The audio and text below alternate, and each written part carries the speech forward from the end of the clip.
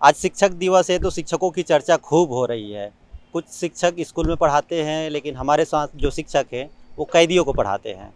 Sir, आज सम्मान भी हुआ है।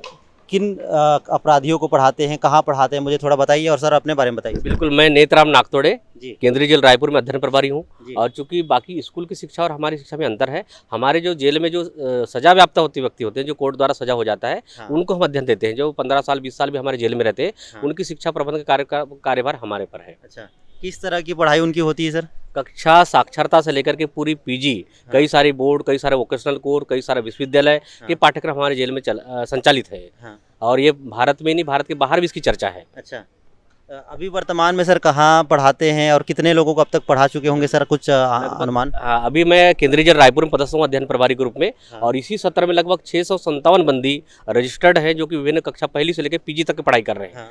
और मैंने 2008 से जेल को ज्वाइन किया है। शिक्षा विभाग से रिजाइन करके जेल को 2008 में ज्वाइन किया है। अच्छा सर, एक ज़रूरी सवाल ये है कि किन किन अपराधी जो अपराध जिनको सज़ा है वो जेल में है, किन किन अपराध से जुड़े व्यक्तियों को पढ़ाया जाता है? क्योंकि अपराध की तो कोई श्रेणी नहीं है, लगातार हमारे यहाँ अपराधी ही व्यक्ति आते हैं जेल के, जो सजा द्वारा कोर्ट द्वारा सजा प्राप्त है। इसमें 302 नक्सली, बंदी, हवालाती, लूट, हत्या, डकैती, बलात्कार और तमाम प्रकार के धाराओं के लोग जेल में बंद होते हैं। क्योंकि उनका भी अधिकार है शिक्षा का, तो उनको उनके शिक्षा के आधार पर, उनके अनुभव के आधार पर, उनकी जो मन स्थिति के आधार पर हम शिक्षा प्रबंध करते हैं। हमारा कक्षा पहली से लेकर पीजी तक के पाठ्यक्रम संचालित सर, है। डर नहीं लगता सर? डर का तो सवाल नहीं कि अब हमारा तो मूल पेशा हो गया, तो हमारी कर्मस्थली है। अब वहाँ डर कैसा?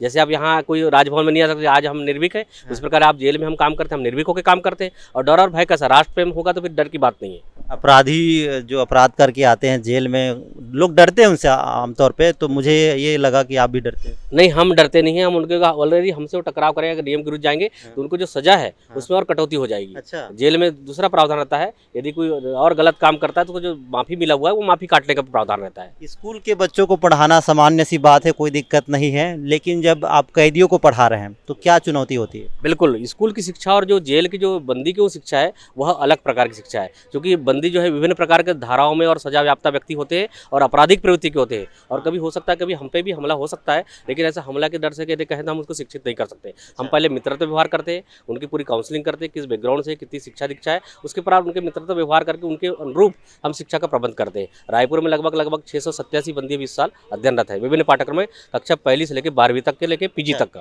अच्छा सर, एक और सवाल का जवाब दे दीजिए मुझे कि आपने कैदियों को तो पढ़ा ही रहे हैं, लेकिन ये भी बताइए मुझे कि अब आगे क्या, और आपने इसकी शुरुआत क्यों किया, क्यों लगा कि कैदियों को पढ़ाना है? चूंकि मैं स्कूल शिक्षा में पूरी बॉडी में काम किया हूँ, NCERT, DO office, BO office, मंत्रालय और दिल्ली तक की मैंने सेवाएं दी हैं। हाँ। मंत्रालय स्कूल शिक्षा भी रहा है। और उसको रिजाइन करके मैंने जेल को बंदियों के लिए अपने एक बीड़ा उठाया कि यहाँ एक विशेष प्रकार के लोग हैं, इनको शिक्षित किया जाए। और अभी तक लगभग पिछले 2008 से लेकर 2022 तक लगभग 10,000 से ज़्यादा बंदी पास आउट हो चुके हैं, पहली कक्षा से लेकर पीजी तक का। एक विश्व रिकॉर्ड है ये।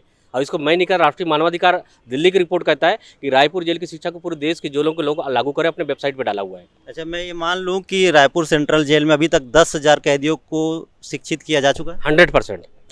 तो एक बड़ी बात है। आप लोग भी महसूस करेंगे कि किसी सेंट्रल जेल में आप जाएंगे और वहाँ पे 10,000 जो कैदी हैं अलग अलग अपराध में कैद हैं, उनको शिक्षा दिया जा रहा है। और शिक्षा क्यों? शिक्षा ही वो मूल उद्देश्य है कि जब कोई अपराध करता है तो उसके पीछे ये कारण होता है कि वो अशिक्षित है, अनपढ़ है और अपराध कर बैठता है। लेकिन जब उसको शिक्षा दे दिया जाएगा तो अपराध के जो पहिए में वो अपने आप को दूर ढकेल सकता है और मुख्य धारा में शामिल हो सकता है। रायपुर से बीपी न्यूज़ के लिए रवि मेरी।